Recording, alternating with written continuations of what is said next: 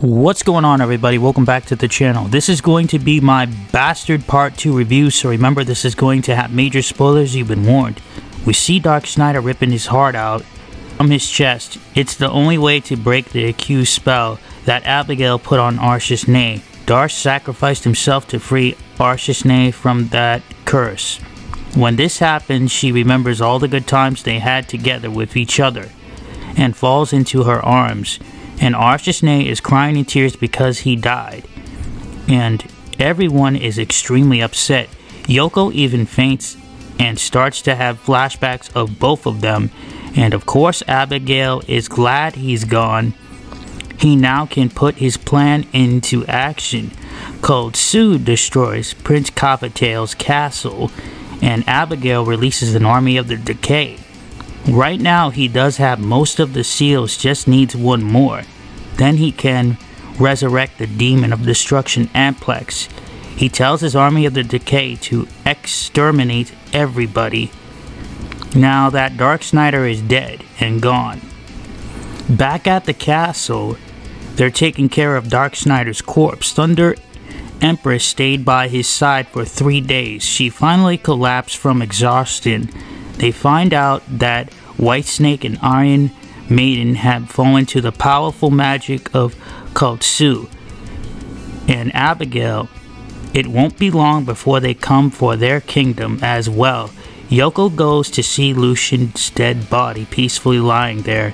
She's extremely sad to see him dead, and then leaves later on. Lars comes and tells him his story. 15 years he's been searching for the successor to the Dragon Warrior, destined to save humanity, possessing the power of the dragons. Dark Snider transforms into Lucian Renren.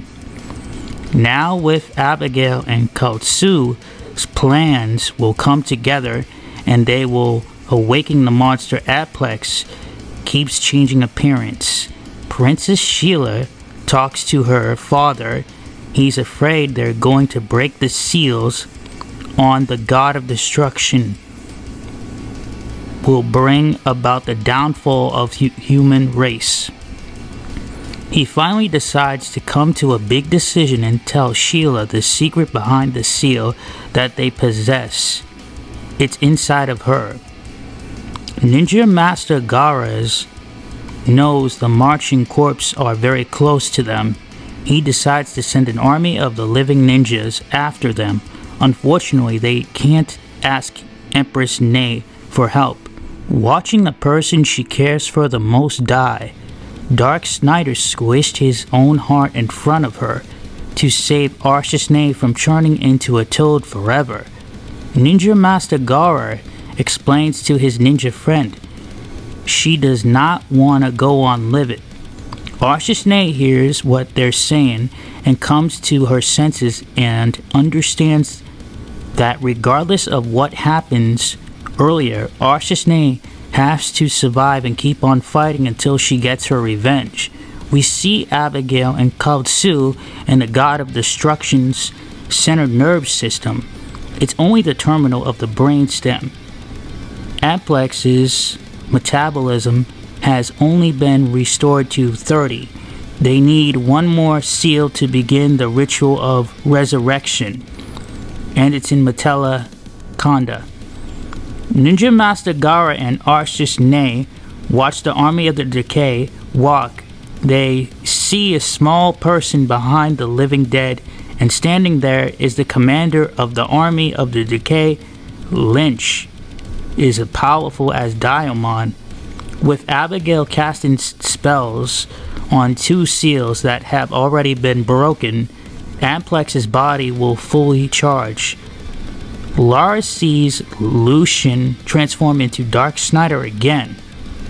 With the bright yellow light surrounding him, Yoko sees what was happening and runs inside the chamber.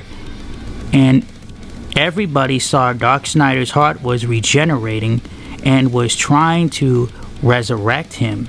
Now with the battle heating up between the enemy, Lich, who's getting a little complicated to take down, with Ninja Master Gara and Arshis-Nay releasing a powerful spell on the knight. It did nothing to him, not even a dent or a scratch. Now with this happening, the inside of Dark Snider's heart opening up, and his heart regenerated so he can be restored. Unfortunately, his heart is still not beating. They're trying to figure out why is he not awakening. How do they get the heart beating again? So of course, Yoko goes up to Lucian and slaps him a couple of times, then threatened him. He awakened, picking her up, saying perverted things, and she hit him in the head just when Lich was about to have his victory. Dark Snider comes in the nick of time to face the small man Doshi who created Lich. Dark Snider defeats them. When Arshasne sees Dark Snider, she runs up to Darsh, hugging him and crying, and everybody is glad to see Dark Snider back and alive. Abigail finds out that Dark Snider came back to life and gets extremely angry. When he finds out Dark Snider eliminated his monsters, Abigail sends a big Cyclops to try to get rid of all the citizens. And of course, Doshi is back for the second time, and he's controlling the big monster.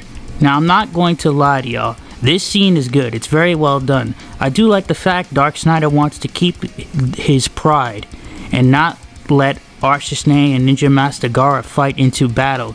Even when Dark Snider using his spells does not work on the monster until he gets a hold of Doshi behind him, grabbing him by the forehead and squeezes the little man. And that worked, because Vivian the demon was in extreme pain and couldn't handle it, and was rejecting the transplant because the demon was not strong enough to have the power of the piece of tissue he got transplanted from the god of destruction, Aplex. So his body is rejecting it. So this was a win for Dark Snider, and the demon explodes. Dark Snider laughs and throws Doshi and tells Ninja Master Gaara and Arshasne to finally join in the fight. Now that the enemy is very weak, they use a spell that will send Doshi back to where he came from. Before he is sucked in the black hole, Doshi warned Dark Snider there's going to be a more powerful opponent. Dark Snider kicks him in there, and it closes up.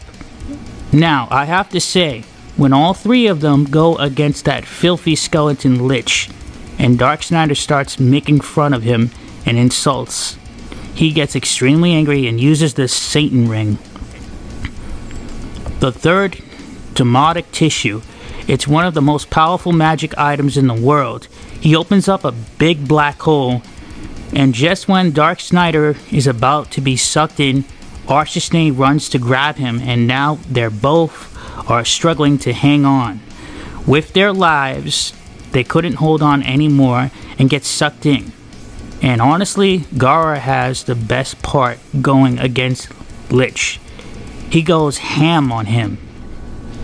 He was even struggling to take him down and got hurt pretty badly. The black hole opened up again, and Dark Snider and Arshasne come out in time with their help from the Guardians of the Enchanted Swords. With Ninja Master Gaara in bad condition, Dark Snider had enough of this death knockoff and takes the Enchanted Sword, strikes him down with it, and finishes him off for good this time. And with Lich dead and gone, Dark Snider was jumping the gun, knowing that Ninja Master Gaara did not die. Now Abigail is very overpowered and very powerful. The fighting scenes with him are spectacular, and going toe to toe with Arshasne the Thunder Empress was fantastic battle. Now seeing Dark Snider and Abigail have one more huge clash in their final armored conflict, this is amazing to see. And we get to see the characters Kai, Shen, Eri, Dark Snider. Here's Yoko screaming out and promised him something. He already lost some of his limbs. He gets back up, being very confident, staying focused, and gets ready to get rid of Abigail once and for all. makes a huge magic spell. Unfortunately, that doesn't kill him off. He grabs Yoko. Just when you think all hope is lost, Shen, Eri, and Kai get there in the nick of time. Now, Abigail already used up all his remaining magic controlling the 3 demoted treasures, and he won't surrender and releases more enemies. From there, things get complicated, and Abigail creates skeletons of the fallen ghost knights and makes it into a big one. With everybody struggling for their lives and Dark Snider not waking up, Lucian's telling him to protect his homeland, and Dark Snider must not let them break the seal inside Princess Sheila. He cannot let them fully awaken the God of Destruction and protect your friends who have been wounded in unsuccessful fight. Lucian Renren tells him they both have to protect them all and the entire world. Dark Snider says nope. He wants to create his own harem and not let nobody get in his way. He wakes up and fire spirits formed around him. This is the ultimate battle here, and it definitely is groundbreaking. Dark Snider, the legendary wizard, gets down to business and destroys the big skeleton. Next is Abigail. Dark Snider beats the crap out of him and grabbed the enchanted sword, throws it into Abigail's chest, and defeated him. Unfortunately, that does not work because Abigail is still alive. Does this dude ever die? And he's standing where it looks pretty weak, so Yoko pushing him off while the edge falls apart. This time, he finally dies. Things start to get bad. The castle gets destroyed, and everybody vanishes. Lucian grabs Yoko, holding her. They kiss. This is where we get a huge cliffhanger. In the secret village at a castle, there's a knock on the door. It's Yoko holding Lucian Renren in bad shape, asking the samurai please help him. Now, I'm not going to lie to y'all. This has been an extraordinary and an amazing experience. I wanted to say thank you, Warner Brothers Japan, Linden Films, and Netflix. You definitely have to make a season 2. This has been fantastic. Better than the OVA anime, if I do say for myself. I'm not even lying. So thank y'all for joining me. I'm out later, and hopefully they give us a season 2. Peace. Well,